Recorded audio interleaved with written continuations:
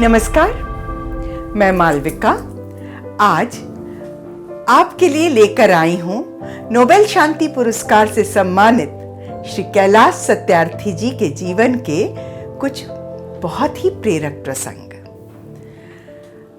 आज जिस प्रसंग को मैं आपके सामने प्रस्तुत कर रही हूं, आप उसको सुन के समझ ही जाएंगे कि करुणा क्या होती है, उसका महत्व क्या है और उसको प्रदर्शित करने का तरीका क्या है। कैसे आप बता सकते हैं कि आपके हृदय में सामने वाले के प्रति करुणा है।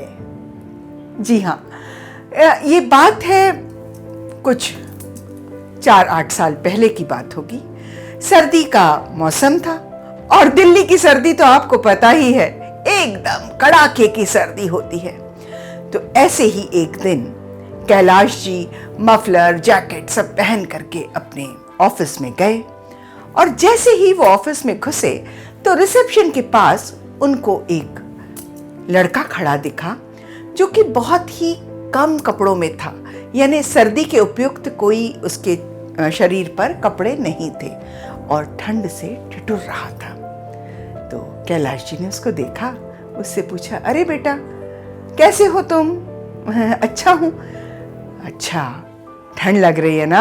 तो वो कुछ नहीं बोला। उन्होंने अपना जैकेट और अपना मफलर निकाल करके उसको दे दिया कि पहनो।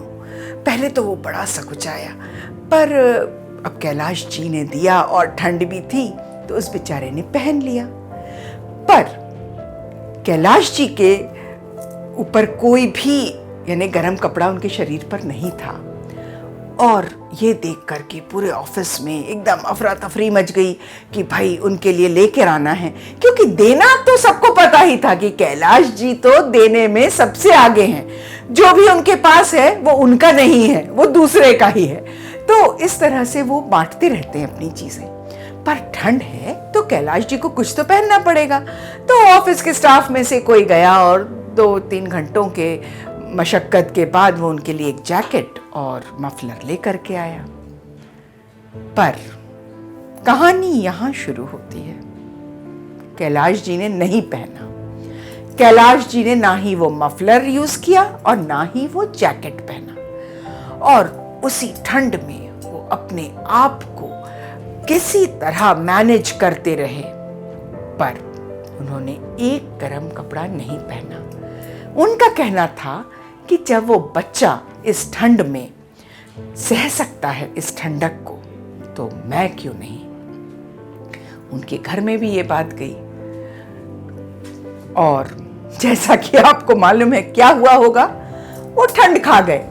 वो घर गए तो सबने उन्हें कहा कि देखिए आपको सर्दी हो गई, हाँ ऐसे करना चाहिए क्या आपको?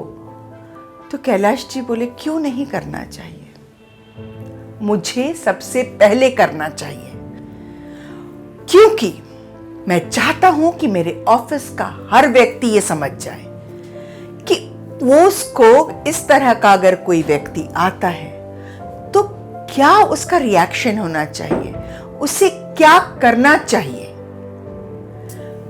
ऑफिस में सबके सामने वो लड़का आया, वो ठंड से ठिठुर रहा था, पर मेरे ही नजरों में वो क्यों आया, बाकी ऑफिस के लोगों के नजरों में वो क्यों नहीं आया? क्यों नहीं किसी ने ये कदम उठाया कि उसके लिए किसी गर्म कपड़े का इंतजाम किया जाए? तो आज यदि मैंने ये गर्म कपड़ा नहीं पहना है तो ये मेरा प्रोटेस्ट है।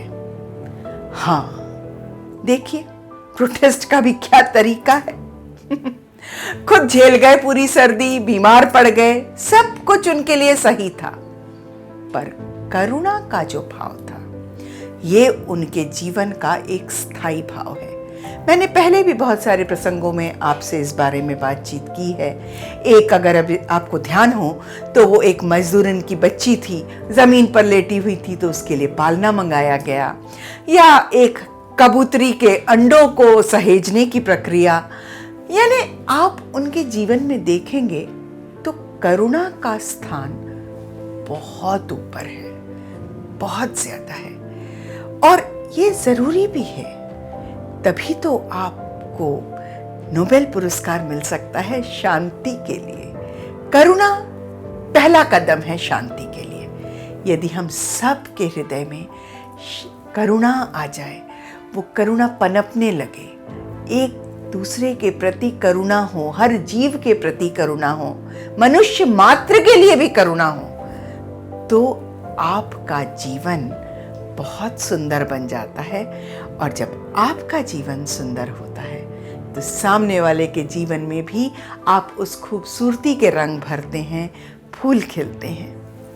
नमस्कार।